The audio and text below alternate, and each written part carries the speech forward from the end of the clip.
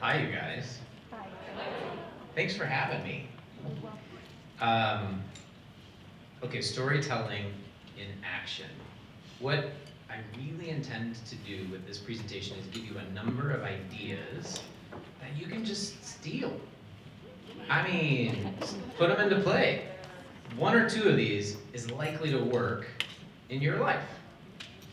I do want to take a moment to say that the story starts in many ways with this chair, the Ellen and Peter O. Johnson chair. I don't know if Ellen and Peter are here, but they were going to try to make it, which is a cool story in and of itself because they have been incredibly supportive of me over the years. And actually, the chair funded a number of these projects, so thanks to Ellen and Peter. A few disclosures. I am an oncologist and a palliative care physician, and a father, and a husband, and a friend, and I'm a storyteller. And story is really important to me. And I want to thank Carrie Kilman. She had to sit with me, I think, for 3 hours over months to extract what I was doing. And in retrospect, as I was putting this talk together, it all looks pretty cool. And I worry that you all will think that I had some grand plan as I was going over the last 20 years and was like working towards this place where I am now. And that actually is just really not true.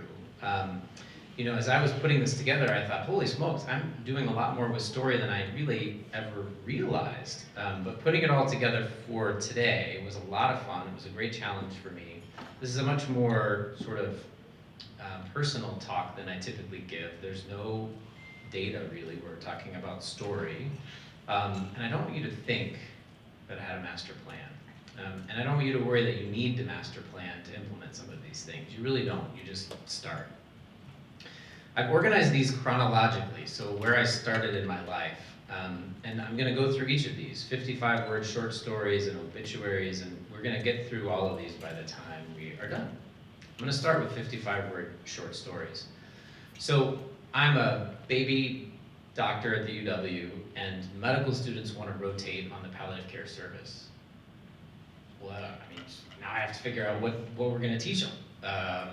So I have to sort of develop curricula, if you will, for teaching medical students. And one of the things that I decided I wanted to do was break the association that they had that doctors need to move really quickly and ask lots of questions and listen for very short periods of time to the answers, if they listen to the complete answer at all, and then move on to the next room. Because this will have been the pattern that they have seen. This is what they will feel is doctoring. So I came up with this exercise that I called sitting with suffering, and I said, I don't even want to see you for like at least an hour and a half. I would be happy if I didn't see you for like 3 hours. But I want you to go sit with someone. These are all people who are seriously ill and dying. I want you to go sit with someone for a long time. And I would give them questions that they could ask. I would say, if the conversation stalls, here's some questions. Here's a whole list of questions. I don't want you to feel like it's, but if it doesn't keep going, I want you to just sit there, right? Just be quiet, see what happens. I wanted to break that this has to go fast thing. So we called it Sitting with Suffering, and then I asked them to write 55-word short stories afterward. I got this idea from Marcia Childress, who's a humanities professor at the University of Virginia.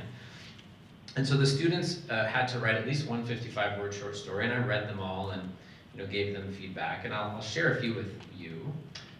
The key piece of this is, I would tell them it's not 53 words or 57, but it's exactly 55 words. And what happens is it's short, it's just a few sentences, but every word matters because they have to count every word. You can't just sit down and write a 55-word short story, you have to put a lot of thought into it. As we heard earlier from our physician colleague from the Indian Health Clinic, who said the Mark Twain quote, and I didn't have time to write a short speech, right? So this is that kind of thing. It's asking you to spend time to slow down to write 55 words. So here are a few. Dying, so sudden. Why her? Why not me? The doc's here, I hear him speak, but it's all just noise. All I think about is her. Weeping, I lean over to show my love and kiss her goodbye. She whispers to me, don't be sad. We've been married for 62 years. We'll always be together. And I'm including the authors here. I thought it was a headache. They said it's cancer. Nothing to be done. Waiting. So many people in and out. Lots of people without answers. Lots of questions I can't ask. I'm in my own world. No family, just one friend. I hope she cares. My whole lifetime lost in this little hospital room. So a lot of the 55-word short stories are written from the perspective of the patient that they've just spent 2 hours with. So this experience caused these medical students to see from another person's perspective. I didn't ask them to write it from the patient's perspective. They could have, and actually a lot of the stories are from their perspective, but a lot of them are from the patient's perspective, which just deepens their sense of empathy, right? Their ability to connect with someone else. So this story sort of, or this challenge sort of organically, I think is helping them build capacity for empathy. I'm Andy's wife, and every time I talk about him, it feels like the past tense. He had a brilliant mind. He was kind and considerate. He was a videographer. He would never forget the right word. He's back to me now, but I wonder, when will be the next time I lose him? So those are 55-word short stories. I invite you to steal that idea. The next idea that I had for the medical students was to ask them to write their own obituary. And the reason was to have them reflect on their values, on what matters to them. Because in obituaries often are contained who this person was, what was important to them. And that's really what I was going for, is let me ask you to sit in yourself to decide at this young age, they're all in their 20s, right? What matters to you? What do you wish people would say after you died about the life that you lived? So here's just one example. Matthew passed away on Monday. Always the pragmatist, he decided his last days would best be spent on the farm amongst family and friends, many of whom he forced to take long leaves of absence from their jobs and coerced to travel long distances. He's grateful that nobody let him win any card or board game during his demise. His life was, unfortunately, but not unfairly, short. Though his time lacked length, he was compensated with concentrated intensity, happiness, and curiosity. Of course, he wishes he had more nights with a certain beautiful woman in his arms, more time to delve into novels, more time for globe-trotting and camping trips. He had a greater allotment of time been granted, he would not have been a great man. Cold, lonely greatness where history or culture remember his name would not have been his path. Instead, a life filled with companionship, warmth, and kindness, a life of a mediocre man, would have sufficed. He would have loved to see where his career as a physician would lead, and he's disappointed that he would not be able to touch the lives of his patients. His only regret is never having a chance to read his dark materials and Wrinkle in Time books to his children. He is glad he is not leaving behind fatherless children, but thinks he would have done hilarious character voices. Lastly, he had always hoped to be a simple man and apologizes by being maddeningly complex. He hopes that when all the rights and all the wrongs are tallied, that the balance clearly favored good. In lieu of flowers, cards, or donations, he asks that his memorial is simply found in the enjoyment of a beer at the end of a long day, love of company around a campfire, and in dance moves with lots of finger pointing and elbows. Right? I mean, this is how they read. I mean, they're medical students. Sometimes they're busy, sometimes it's 2 sentences, and clearly they hated the assignment. But most of them are really good. They really took this in and said, like, who am I? What do I care about? So take writing your own obituary. What a challenge. Take writing a narrative. Perhaps my most read paper of all the ones that I've written was a perspective that was published in JAMA in 2015 called When Minutes Matter. I'll extract a few things for you because I learned a lot from this case. I think that when you tell a story, when you reflect upon what a relationship meant to you, and you spend the time that it takes to understand why that story was important to you, and then you write it down, and then you edit it, and you get even greater clarity on what mattered about this story as you go through the editing process. And then sharing the story is yet one more chance to sort of let go of a story that was tough. So these are important, I think, for coping. Something from pieces from the piece. Imagine what it must feel like to have all of your minutes matter. When there is no time for anything inessential, as Oliver Sacks said in the New York Times. You cannot know exactly when the end will come, but you know it's soon, and there aren't that many minutes left. You are in life's 2-minute drill. Would any of us spend time doing the inessential, watching TV, sleeping, taking a long shower?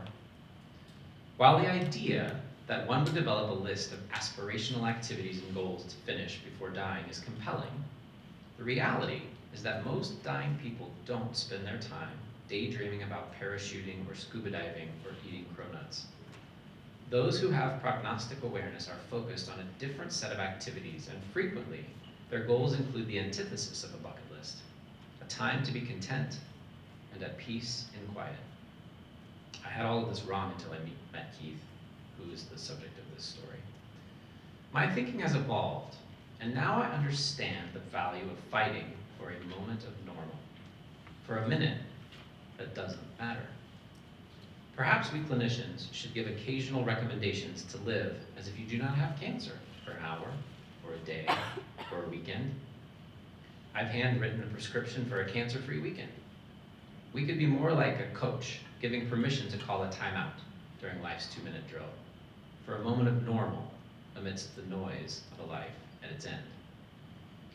So, writing narratives, editing them, and sharing them. Those are key steps. We have a narrative medicine workshop that our fellows participate in, and we invite some other faculty, so we have 8 people to participate in this. And it meets every 3 weeks, and they write, and they edit, and then they share, and then we have a public reading at the end where they read their essays, much like I'm sharing this one with you. And so it's that process of writing and editing and sharing, and that's what you should steal. You just do it in a small group. You don't need anything fancy. You just need stories that are sticky. And this is a way of processing them, and then ultimately, I think, letting them go. Okay, here's one more.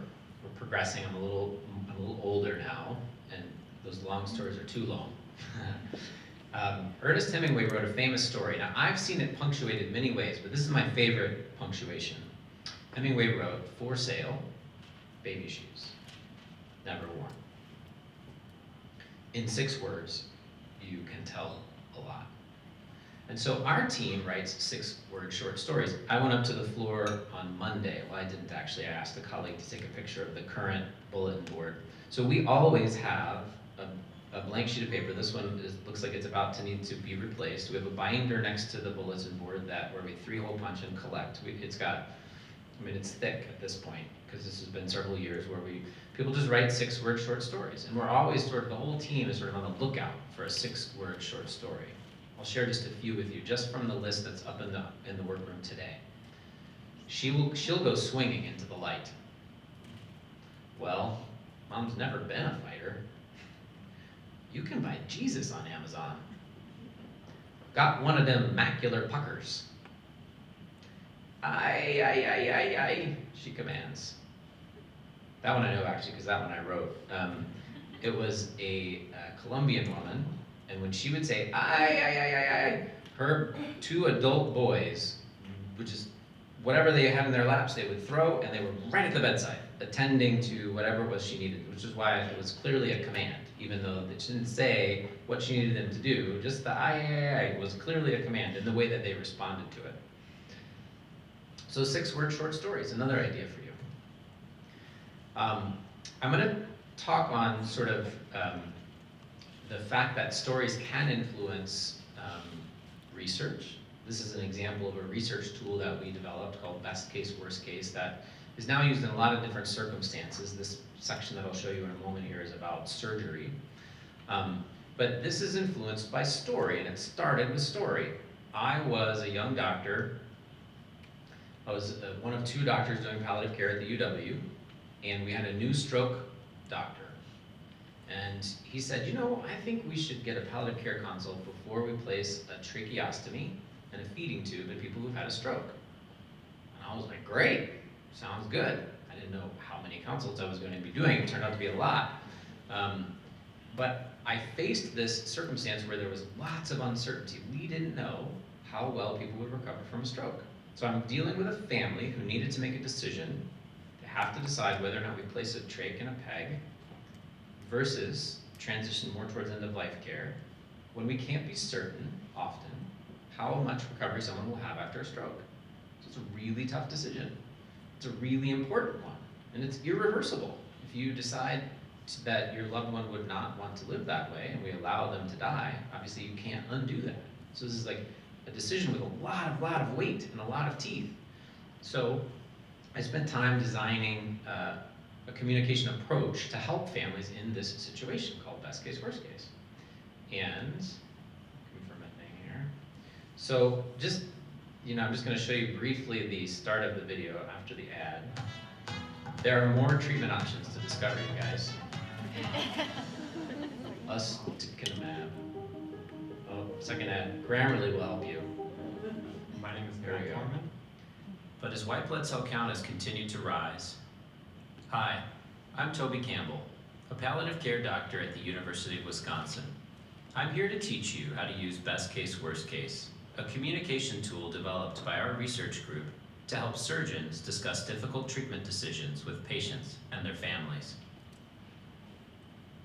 This story starts with your patient, Mr. Lombardi. Mr. Lombardi is an 81. So we go on to tell Mr. Lombardi's story. So even our research tools, our story is embedded in the way in which we try to reach out to doctors and teach them. So I think you can use story in research, as well as teaching, as well as coping, as well as deepening your understanding for other people and other cultures. I think that the ability for story to help us connect on many levels is important. The next strategy that I will encourage you to steal, we call vivid vignettes. Vivid vignettes, to my knowledge, came from the VA hospital system. At least that's where I got it. Vivid vignettes refer to a patient using information that you've gleaned from your interview. They help you and your colleagues in the hospital see someone as a person, to interact with them as an individual, rather than a more typical, like 63-year-old with lung cancer, for example. In order to stimulate these, here are some suggestions. You use reflections. So for example, a patient beams at the thought of returning to his artwork, and you say, you would love to be known as an artist, not the addict. So elements are given to you, and you repackage them and give them back and see if the person accepts those. We call those reflections. Some good questions I tell my students to ask: what matters to you? What brings you joy? We also like to create some tension in the vivid vignette, so we also look for obstacles that people might want to overcome. What gets in the way of you attaining your goals? And one question that I've really not everyone responds well to it, but a lot of people do. If you ask people, what are you known for? You get some great stuff. Some great stuff. Everything from some people instantly, her lasagna. I mean, all around, everybody knows about her lasagna, So some people just know the answer instantly. Others need to think about it, but it always gets you great stuff. Sometimes I encourage sharing with the patient what you're thinking about for the vivid vignette. I find this really powerful. Here, in a second, I'm going to share with you the one that I wrote last week. And I got a my chart from the patient's daughter saying, I'm in the healthcare, I've never seen a note like the one that you wrote. It made us really feel like we were heard. And I think it was the vivid vignette that gave her that conclusion. I didn't ask her, but I think you'll see in a moment. So vivid vignettes, oftentimes, here's some of their structure. Oftentimes you're quoting people. Like, these are all from real vivid vignettes.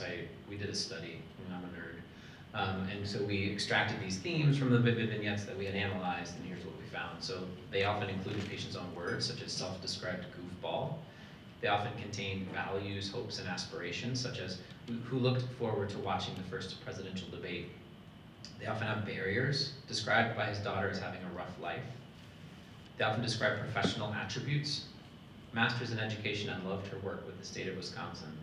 They have hobbies, who loved sewing and embroidery, family stuff, devoted mother, grandmother, personality things, who was just like John Draper without the scotch. Just two examples, chef and world traveler with a vivid personality whose eyeliner stayed sharp for palliative sedation. And the one that I wrote last week that got the my chart, so-and-so is a blank-year-old college professor, piano mentor, and family man who is determined to continue teaching while undergoing treatment, and despite the symptoms he feels from his newly diagnosed lung cancer. It's not even my best vivid vignette, but it made them feel, you know, really, I think this was the line that she was probably connecting with. Another idea is a new one for us. I embarked on this, well, this was the first episode, so I apparently marked on it in December of 2021. This website called Storyboard allows you to host small, sort of member-only podcasts. So I host a podcast just for my team on Storyboard. It's free. I think as long as you have fewer than 200 people or something, it's free. And so I can post it, and we can post sort of things that are private, that are intimate. And the strategy that I use for the podcast, I call it 5 defining moments. So the thing that you should steal is 5 defining moments. If you want a conversation that lasts about 30 minutes, 5 defining moments is great. 7 defining moments is closer to 45 minutes to an hour. 3, you know, so you can pick how many defining moments you want. People reject too few. They all want to do more. Because if you think about your defining moments, there are quite a few. So I get them to 5 defining moments, and we do an interview. And what's great about it is afterwards, they have all said, I think we've done 12 interviews, they all say, gosh, the process of going through and deciding what my 5 defining moments were going to be was really powerful for me. And then sharing it is a second layer. I'm gonna share with you just a clip from that first interview. Here, to set the scene for you, what she's gonna talk about is a flight that she was on. This is the cell phone video that she sent me from her seat. This happened.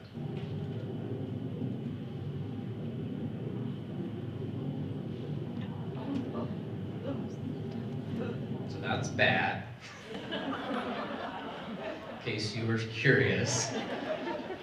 So this is just as an introduction, this is what the podcast kind of sounds like. We think this is going to work great. Hey, welcome to 5 Defining Moments. I'm Toby Campbell, your host. In 2021, seeking meaning, connection, and a renewed sense of community, the UW Palliative Care Program decided to record stories from our team members about defining moments in their lives. Today, we hear from Dr. Annie Marsh, the Director of Pediatric Palliative Care and recipient of the Patient and Family-Centered Care Award at the American Family Children's Hospital. We got on a flight from Denver headed to Hawaii, and 15 minutes into that flight, our plane had a catastrophic and uncontrolled engine failure. There was a sound on that airplane that I hope anyone never has to hear. It was just this incredibly loud, and we instantly knew something was wrong. And I remember deliberately taking my next 5 breaths, trying to ascertain whether that airplane was maintaining altitude or whether we were spiraling uncontrollably downward. And I realized, probably after my 5th breath, that the plane, despite having this horrible turbulence, there was this horizontal shaking back and forth, was still maintaining altitude and had a relatively controlled path forward. And I was sitting in a row with one of the twins and our 5-year-old, and Nicole was right behind me with our other twin. And I remember after it happened, the 5-year-old turned to me, and this is in the midst of still trying to gauge what is happening here. She's like, "Mommy, can I have some goldfish?"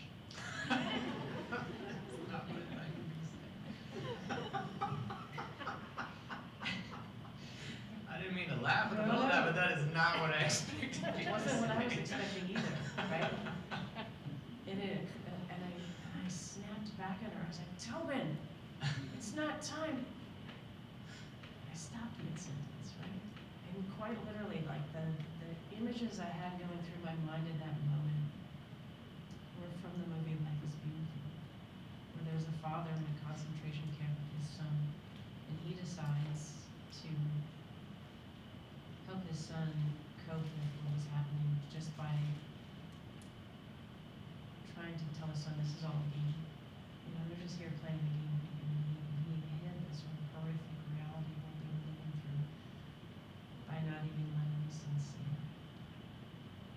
And I had to make a decision in that moment, like, if this plane is going down, or if the thing is about to explode in the air, like, how do I want my kids to be living their last moments in this way? And I was like, dude, let's get the goldfish. And we had goldfish. We shared goldfish.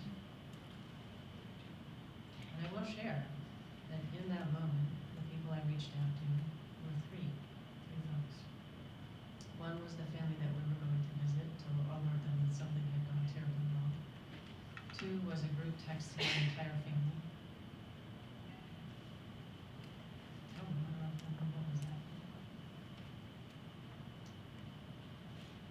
And the third one was to the pediatric chaplain at the American Family Children's Hospital. And I think that just speaks to sort of the spiritual distress piece around death that many folks experience. Right? I reached out to her, I was like, Chelsea, just pray. Because I knew in that moment I couldn't do it. And so I asked her to do it on my behalf. And those were the three people in those 15 minutes that I reached out to. So I obviously clipped different pieces from different places, but I couldn't believe, and Annie gave me permission to share that with you all, by the way, but I couldn't believe the intimacy and the vulnerability that my team was willing to share with their colleagues. I mean, Annie started it off with, this wasn't the only powerful story, it was the most powerful, but you know, and then just person after person has really come forward with defining moments that are, in some cases, really tough. And obviously really important and truly defining, and they were willing to share those with the team. And I would say the team has grown together as a consequence of being able to listen to one another's stories. And I think that my purpose in doing this one was to help us sort of reconnect. And I think it's really worked. So I think Steel, I mean, this costs very little, right? You all have computers, you can use your phone, you don't need fancy microphones. This storyboard is free. 5 defining moments will give you about a half an hour interview. It seems to be working great for my team. I think we're thinking about season 2, where I gotta obviously come up with a new topic, a new interview to do, but I think I don't know, the effort has been worthwhile for me to spend the time. I'm doing all the interviews, but I'm really enjoying spending time with my team members individually, listening very deeply. That's another thing that they appreciate, is just the time that the two of us spend together recording it. Another thing is reaching out with your words into the world. The title of this project is It's Okay to Talk About Dying, and this story starts with a patient of mine called Lisa. Lisa died in about 2013 from lung cancer. She was one of my patients. She had a PhD in library science. And Lisa really wanted to use a book to talk to her young children about dying. And she was like, Dr. Campbell, the book does not exist. The book that I need to use does not exist. And I think you should write this book. I was like, Lisa, I don't know squat about kids' books. I can't write a kid's book. She's like, I know you can do it. So, you know, here we are, like, 9 years later. I've been working on it. Slowly but steadily, I've been working on it. And I'll share a little bit of where I'm at. There's a book published. I think I'm ready for that step. I'm at the step where I need an agent, and I haven't solved that problem. But just a word about the title. I wanted the title to be honest. I didn't want people to accidentally read this book, because this book is talking about dying. And what it's really doing is trying to facilitate a conversation between a child and someone who loves that child about someone in their life who's dying. We're trying to reach out into those intimate conversations to make them better, easier, of a higher quality. So here's how it starts. People are like living jigsaw puzzles. With every new thing we do or learn, crossing the monkey bars, making a friend, learning to tie your shoe, singing your favorite song, we create a new puzzle piece to add to our collection. There are pieces for all your memories, and they are yours forever. As you grow up, the world gives you more experiences, more puzzle pieces, and you add them all in as you create your own unique puzzle picture. There are pieces for things we like how to roast a marshmallow, kick a soccer ball, and run through a sprinkler without getting wet. I'm skipping around a little bit. Everyone is born. It's the first part of life. A big part of life is living every day. Some days are exciting. Some days are boring. Some are loud. Some are quiet. A life is made up of lots and lots of days. Most people live a good long time until they grow very old. They have lives full of family and friends and work and play and 1,000 other things. Every life is different, and all lives are important. Everything that is alive will also die. That's another important part of life. Flowers are born, they grow towards the sun, open their petals, show their bright colors, and release their smells. They give pollen to bees and make honey. Then, as a flower dies, its petals wilt and fall to the ground. That's how a flower lives its life. People grow up, go to school, and make their life. They're creating their puzzle picture. And then, often after they have grown quite old, they get a serious sickness. This may make them unable to do some of the fun things they did before. They may not, or they may have to take more naps. And one day, because of this sickness, they die. It's not usually scary or a surprise. Often the people who die are people we only know a little bit. But a few times in your life, the person who dies is someone special to you, someone you love, and who loves you. The book goes on, and it helps, hopefully, an adult and a child have a really good conversation about something important that's going on in their life. So I think another thing that you can steal is to look for moments of inspiration in your life I probably should have just ignored Lisa's request, but a decade later, I actually like it. The early drafts are pretty bad. So you gotta keep working at things, especially things you don't know how to do. The next is an organ donation project. So this is another podcast project. Podcasts are interesting. I would encourage you to think about podcasts. Audio. Audio doesn't take much. You just need a microphone and something to record it on. You don't need video, you don't need a lot of equipment, you don't need massive hard drives to store all the data. And you can powerfully tell stories, you can do a lot of work. So we heard earlier about and saw the beautiful theater last night, a collection of lots of stories in order to put something larger together. And we're working on an organ donation project now that's trying to do that. And I'm going to share with you one aspect of that, which are what are called moments of silence. So in the organ and tissue donation world, when someone has had a serious brain injury and has become brain dead and thus has died, and is a candidate for and has chosen to be an organ donor. In the team, the people who go to the hospital in order to recover the organs takes their job incredibly seriously. I'm stunned with the honesty and the compassion with which they approach their job and the families and the patients that they take care of. And one of the ways that they created to connect is what they call a moment of silence. So they were struggling with connection. We only get to meet these families for a few minutes before the operating room. In the operating room, there are people who never got to meet the family. And they came up with this idea of a moment of silence to connect to the to connect the patient with the whole team in the operating room. And sometimes these teams are large. They might be 50 people because you might have a separate team collecting each organ and flying them to different hospitals. It's an extraordinary procedure. And so to connect all these people, even when it's 50 people, they stop what they're doing and they read a moment of silence. That was, generally speaking, written by the family.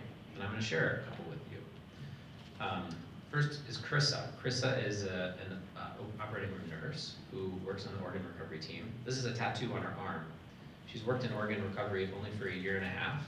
But this is, I don't know how long she's had that tattoo, but this is an anatomically correct heart. It was, just as if it would be going for transplant.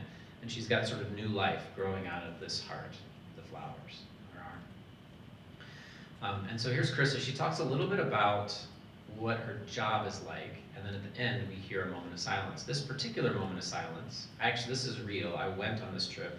We went to Marshfield. We flew on the tiny jet, which you'll see on the next picture. I'll show you.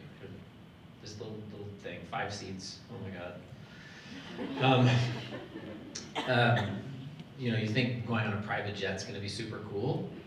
Let me tell you, it's not that cool. It's pretty terrifying, actually. But it was a private jet, so I guess I've been on a private jet. You're going to hear Krista talk a little bit about her job and how she thinks about her job in the moment of silence. This particular moment of silence, the family did not write a moment of silence. And so she, you'll hear her sort of come up with one and what that sounds like. Oops. I've been doing this for a while where I can switch, but it's not to say that just because I've kind of turned off that emotional side and gone more to the technical side that I'm not still in my head thinking like how touching it is and thinking about that person and wondering like who they were before.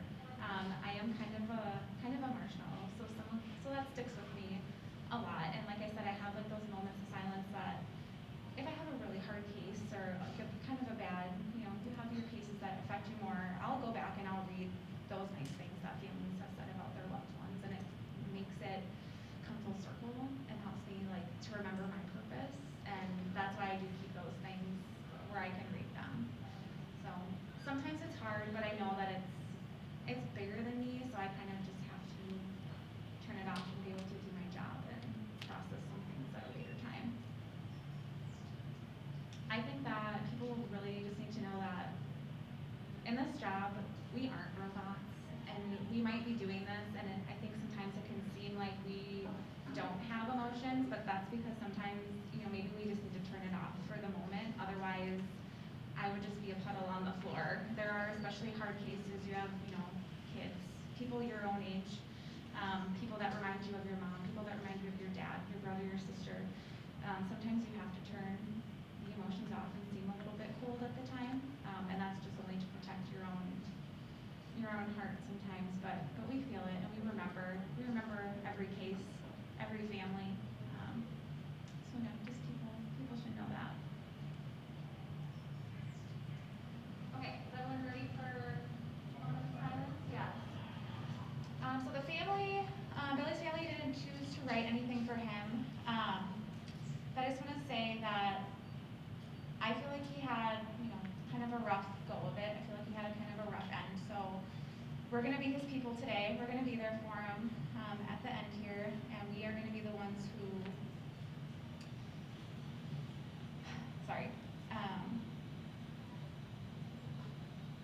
we're just going to be his people. He's going to be saving some lives today, so if we can just keep him, his family, and all of the recipients for his life-saving gifts in our thoughts. We will do a 2 moment of silence right now.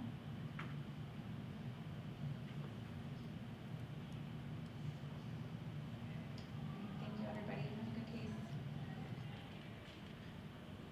So you can collect stories, and they're so powerful. And these stories, right, are being used very intentionally to connect people together.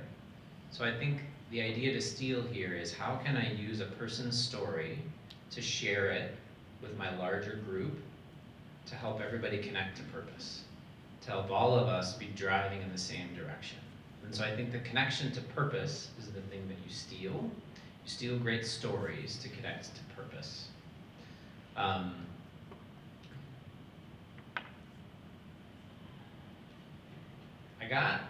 don't know, I have permission, of course, to play all of these things, you guys. They gave me permission to make a podcast about it, so we have permission. I have one more moment of silence. It's a little bit funny, but I recognize it's also, this whole thing is pretty serious because people die, right? They don't in their organs. Do you want to hear one more, or was that enough? We want to hear one more, okay. Just making sure.